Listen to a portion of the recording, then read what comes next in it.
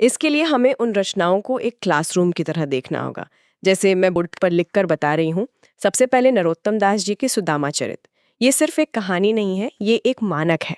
अच्छा। हाँ, और इसके बाद साहित्य में आते हैं रहीम दास जी। इस लिस्ट में उनकी 3 प्रमुख रचनाओं का जिक्र है, मदनाष्टक, रास पंचाध्याय और श्रृंगार सोराठा। यहाँ एक बहुत दिलचस्प बात है। मतलब रहीम को लोग आमतौर पर उनके नीति के दोहों के लिए जानते हैं, जैसे वो रहीमन पानी राखिए। जी हाँ। लेकिन उनकी ये रचनाएं, मदनाष्टक और श्रृंगार सोराठा, ये तो पूरी तरह से प्रेम और सौंदर्य वाले रस में डूबी हुई लग रही है। यही तो कवियों की गहराई होती है। इंसान के कई पहलू होते हैं। इसके बाद लिस्ट में रसखान आते हैं। उनकी 2 रचनाएं यहाँ दी गई हैं, प्रेम वाटिका और सुजान रसखान। सुजान रसखान तो नाम से ही पहचानी जा सकती है। बिल्कुल, लेकिन प्रेम वाटिका दिखाती है कि भक्ति की कोई सीमा नहीं थी। अब आगे बढ़ते हैं मतीराम जी की तरफ।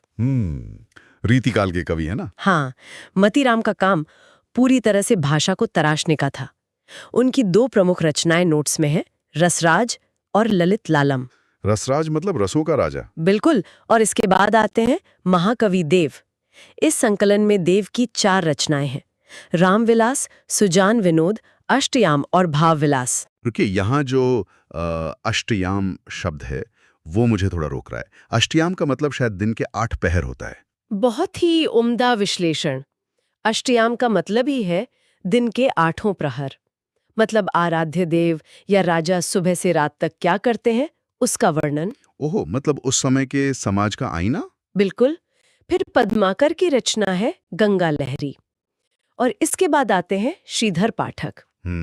श्रीधर पाठक। इनकी रचनाएं हैं श्रांत पथिक और वनाष्टक। शांत पथिक मतलब थका हुआ यात्री। जी। और प्राचीन काल के सूची के अंत में है घनानंद।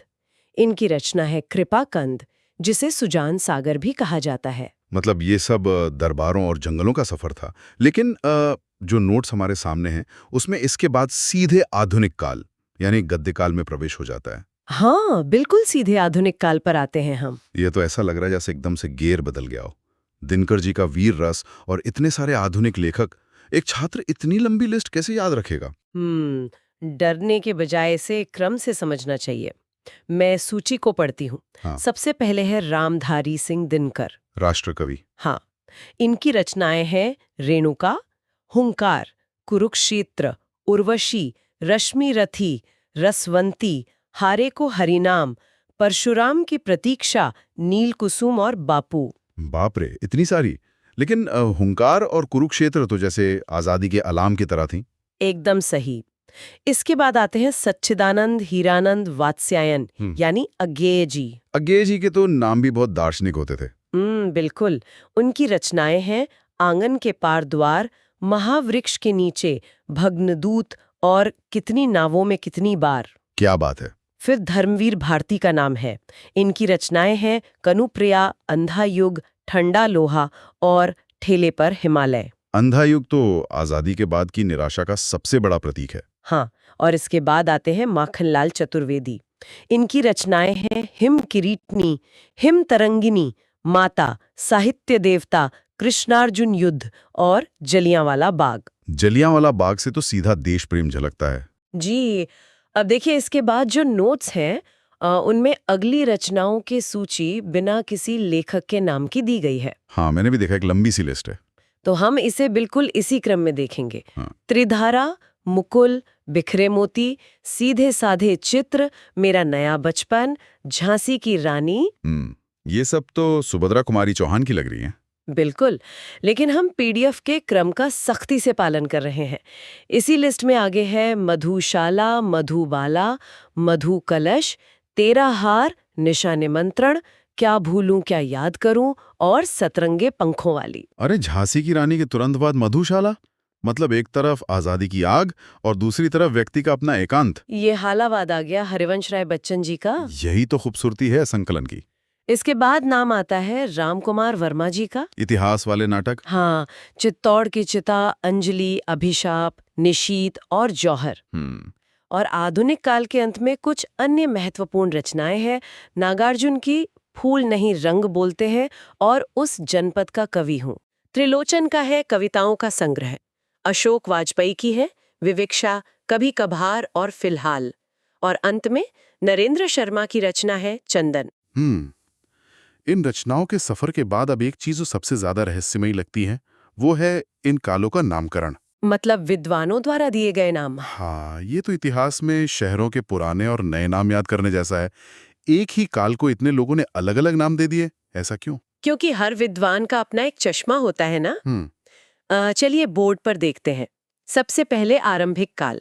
मिश्र बंधु ने इसे आरंभिक काल कहा, लेकिन रामचंद्र शुक्ल ने इसे वीरगाथा काल नाम दिया।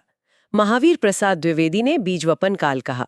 राहुल सांकृत्यायन ने सिद्ध सामंत काल कहा। अच्छा। विश्वनाथ प्रसाद मिश्र ने वीर काल कहा। सुमन राजे और मोहन अवस्थी ने इसे आधार काल कहा।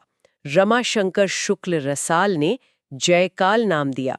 डॉक्टर राम कुमार वर्मा ने इसे संधि एवं चारण काल कहा। इतने सारे नाम, बाप रे। अभी और है। गणपति चंद्र गुप्त ने शून्य काल कहा। पृथ्वीनाथ कमल कुलश्रेष्ठ ने अंधकार काल कहा। चंद्रधर शर्मा गुलेरी ने पुरानी हिंदी काल कहा।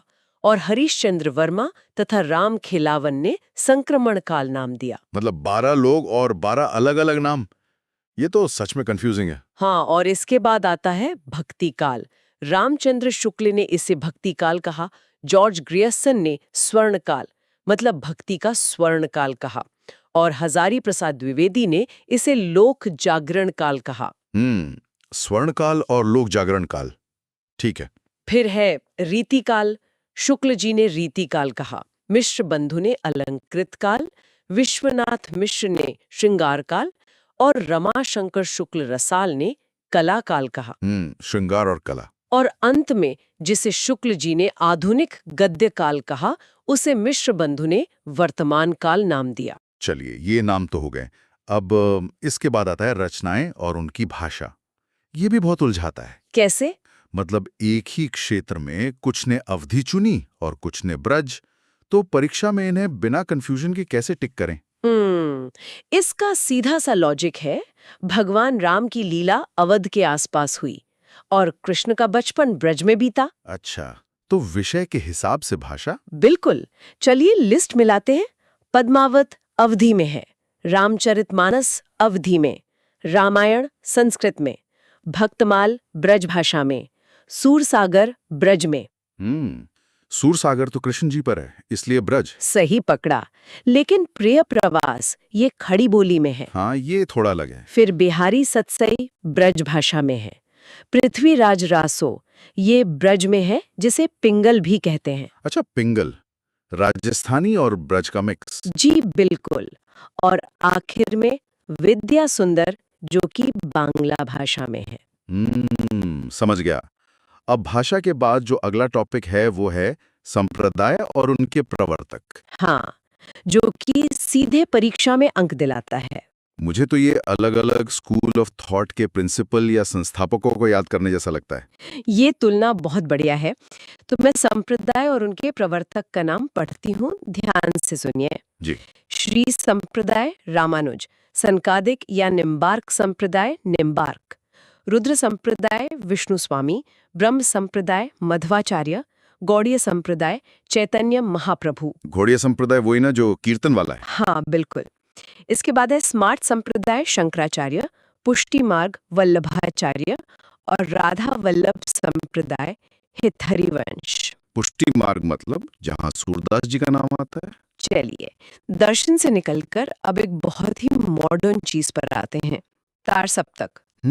तार सप्तक, ये बहुत ही महत्वपूर्ण है। मुझे तो ये नाम सुनकर लगता है कि जैसे क्या ये किन्हीं 7 कवियों का म्यूजिकल बैंड था या कोई ग्रुप प्रोजेक्ट। हाँ, आप इसे साहित्य का सबसे बड़ा प्रयोग कह सकते हैं। इसके संपादक अज्ञेय जी थे और इसकी शुरुआत 1943 यानी 1943 में हुई थी। तो इसमें 4 सप्तक थे ना? हाँ, मैं चारों के वर्ष और 7 कवियों के नाम बिना किसी चूक के बताती हूँ। बिल्कुल। प्रथम तार सप्तक 1943। इसमें थे अज्ञेय, मुक्तिबोध, नेमीचंद्र जैन, भारत भूषण अग्रवाल, प्रभाकर माचवे, गिरिजा कुमार माथुर और रामविलास शर्मा। 7 नाम पूरे। फिर दूसरा सप्तक आया 1951 में। इसमें थे धर्मवीर भारती, रघुवीर सहाय, शमशेर बहादुर सिंह, नरेश मेहता, शकुंतला माथुर, भवानी प्रसाद मिश्र और हरि नारायण व्यास। अच्छा। तीसरा सप्तक 1959 में आया। इसके कवि थे केदारनाथ सिंह, कीर्ति चौधरी, प्रयाग नारायण त्रिपाठी, कुंवर नारायण और विजय देव नारायण साही। और आखिरी वाला? चौथा सप्तक बहुत बाद में 1979 में आया। इसमें थे श्री राम शर्मा, नंद किशोर आचार्य, राजेंद्र किशोर, स्वदेश भारती, सुमन राजे, राजकुमार अंबुज और अवधेश कुमार। ये तो पूरा एक वैचारिक आंदोलन था। अब तार सप्तक के बाद जो अगला फैक्ट आता है वो है प्रमुख कवियों का जन्मस्थान। जी। ये तो मुझे एक टाइम मशीन यात्रा की तरह लगता है, जैसे हम भारत के नक्शे पर अलग अलग वर्षों में पिन लगा रहे हों। बिल्कुल। तो चलिए इस टाइम मशीन को स्टार्ट करते हैं। कबीर जन्म काशी के लहरा तारा में 1398 में, सूरदास सीही में 1478 में, नानक देव तलवंडी में 1469 में, दादू अहमदाबाद में 1544 में। मतलब ये सब 15वीं और 16वीं सदी के आसपास। जी।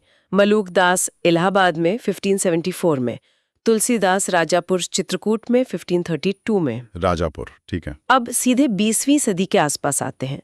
सुभद्रा कुमारी चौहान इलाहाबाद के निहालपुर में 1904 में, जयशंकर प्रसाद काशी में 1889 में, काशी से प्रसाद जी, निराला जी महेशादल बंगाल में 1897 में, पंत जी कौसानी अल्मोड़ा में 1900 में और महादेवी वर्मा फर्रुखाबाद में 1907 में। भौगोलिक यात्रा तो पूरी हो गई।